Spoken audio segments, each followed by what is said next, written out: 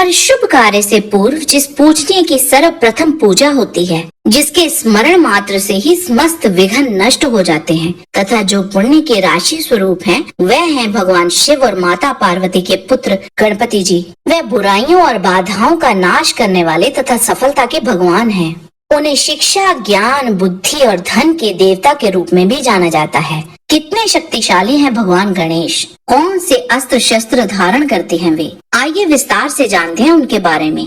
ओम Ganpati channel आपका अभिनंदन करता है। सनातन धर्म के साथ संबंधित रोचक तथा ज्ञान वर्धक वृतांतों के लिए चैनल को सब्सक्राइब अवश्य करें। कृपया हमारे दूसरे चैनल सुनो कथा को भी सब्सक्राइब करें, जिसमें हम हमारे धर्म ग्रंथों से ली गई कथाएं डालते हैं। लिंक आपको डिस्क्रिप्शन बॉक्स में मिल जाएगा। आइए अब चलते हैं वीडियो की ओर। कल्प भेद के कारण भगवान गणेश जी की कथा में हमें थोड़ा अंतर मिलता है। शिव पुराण के रुद्र संहिता कुमार खंड के अनुसार एक समय पार्वती जी की सखियां जया और विजया उनसे कहती हैं, सखी सभी गण तो रुद्र के ही हैं। नंदी, भृंगी आदि जो हमारे हैं वो भी शिव जी की ही आज्ञा के पालन में तत्पर रहते हैं, अतः आपको भी हमारे लिए एक गण की रचना करनी चाहिए। कुछ समय उपरांत पार्वती देवी ने अपने शरीर की मैल से एक ऐसे चेतन पुरुष का निर्माण किया जो संपूर्ण शुभ लक्षणों से युक्त था। देवी ने आशीर्वाद देकर कहा, तुम मेरे पुत्र हो, तुम्हारे समान प्यारा मेरा यहाँ कोई दूसरा नहीं है, अतः तुम मेरी बात सुनो। आज से तुम मेरे द्वारपाल हो जाओ।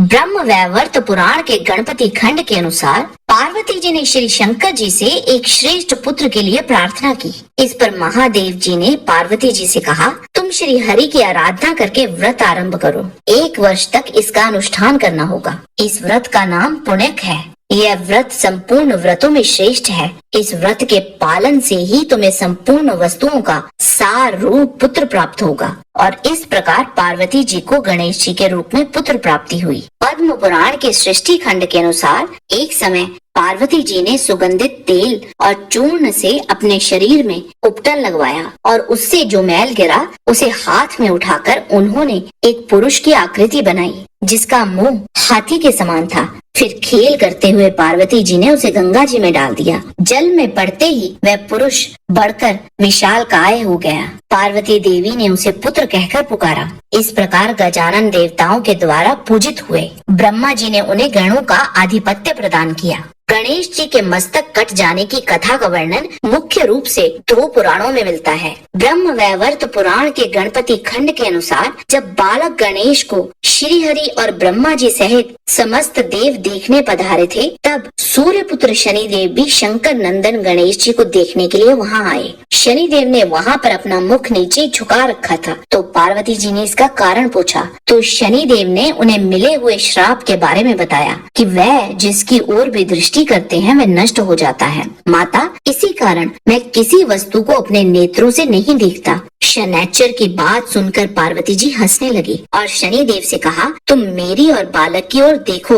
शनि की दृष्टि पड़ते ही शिशु का मस्तक धड़ से अलग हो गया। इसके बाद उस बालक का रक्त से लथपथ हुआ सारा शरीर पार्वती जी की गोद में पड़ा रह गया, परंतु मस्तक अपने अभीष्ट गोलोक में जाकर श्रीहरि में प्रविष्ट हो गया। यह देख श्रीहरि गरुड़ पर सवार हो उत्तर दिशा में स्थित पुष्प भद्रा के निकट गए। वहाँ उन्होंने एक गजेंद्र को देखा जो बच्चों से घिरकर हाथी के साथ सो रहा था। श्री हरि ने उसका मस्तक सुदर्शन चक्र से काट लिया और वापस कैलाश पहुंचकर उस हाथी के मस्तक को सुंदर बनाकर बालक के धड़ से जोड़ दिया और उसे जीवित कर दिया। दूसरी कथा जो श्वेत कल्प में घटित हुई थी, उसका वर्णन हमें शिव पुराण की रुद्र संहिता में मिलता है। इसके अनुसार जब माता पार्वती ने भगवान गणेश का निर्माण किया था, तब वह गणेश जी से बोली, आज से तुम मेरे द्वारपाल हो जाओ। मेरी आज्ञा के बिना कोई भी महल के भीतर प्रवेश न कर पाए, चाहे वह कोई भी हो। ऐसा कहकर पार्वती जी ने गणेश जी के हाथ में एक छड़ी दे दी।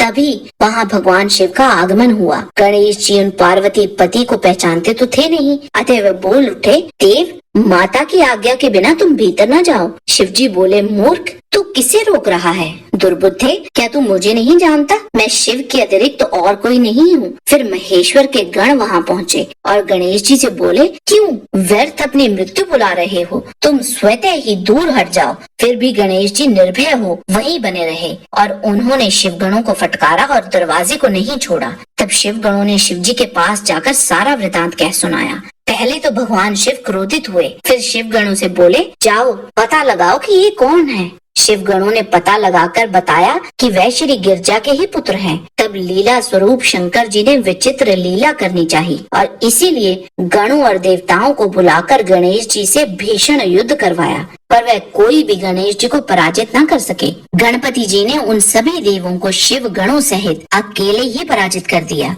तब स्वयं महेश्वर आए। गणेश जी ने माता के चरणों का स्मरण किया और उधर सभी देवता शिव जी के पक्ष में आ गए। वहाँ घोर युद्ध हो गया। अंततः महेश्वर जी ने त्रिशूल से गणेश जी का सिर काट दिया। ये समाचार पाकर माँ पार्वती बहुत क्रुद्ध हुई और बहुत सी शक्तियों को उत्पन्न कर उन्होंने बिना विचारे उन्हें प्रलय करने की आज्ञा दे दी। उन शक्तियों का वह तेज सभी दिशाओं को दग्ध करने लगा। तब समस्त देवों ऋषियों ने देवी की स्तुति की और उनसे क्षमा याचना की। बहुत सी याचनाओं के उपरांत देवी प्रसन्न हुई और बोली, यदि मेरा पुत्र जीवित हो जाए और वह तुम लोगों के मध्य पूजनीय मान लिया जाए तो संहार नहीं होगा। जब तुम लोग उसे सर्वाध्यक्ष का पद प्रदान कर दोगे तभी लोगों में शांति होगी। तत्पश्चात वह सभी देव उदास हो भगवान शिव के पास पहुँचे और उनसे इसका निवारण करने को कहा। शिव जी बोले, जिस प्रकार सारी त्रिलोकी को सुख मिल सके वही करना चाहिए। अतः अब तुम उत्तर दिशा की ओर जाओ और जो पहला जीव मिले उसी का सिर काट कर ले आओ। उन देवताओं को एक दांत वाला हाथी मिला। उन्होंने उस हाथी का सिर लाकर गणेश जी के धड़ से जोड़ दिया। इसके उपरांत वह बालक शिवेच्छा से शीघ्र ही चेतना युक्त होकर जीवित हो गया। तब वहाँ पार्वती जी ने गणेश जी को वरदान देते हुए कहा कि अब से संपूर्ण देवताओं में तुम्हारी अग्र पूजा होगी और तुम्हें कभी दुख का सामना नहीं करना पड़ेगा। भगवान शिव ने गणेश जी को गोद में बैठाकर कहा कि ये मेरा दूसरा पुत्र है और उन्हें उत्तम वर प्रदान करते हुए कहा, सुरवरों, जैसे त्रिलोकी में हम तीनों देवों की पूजा होती है उसी तरह तुम सबको इन गणेश का भी पूजन करना चाहिए। मनुष्यों को चाहिए कि पहले इनकी पूजा करें और तत्पश्चात हम लोगों का पूजन करें। ऐसा करने से हम लोगों की पूजा संपन्न हो जाएगी।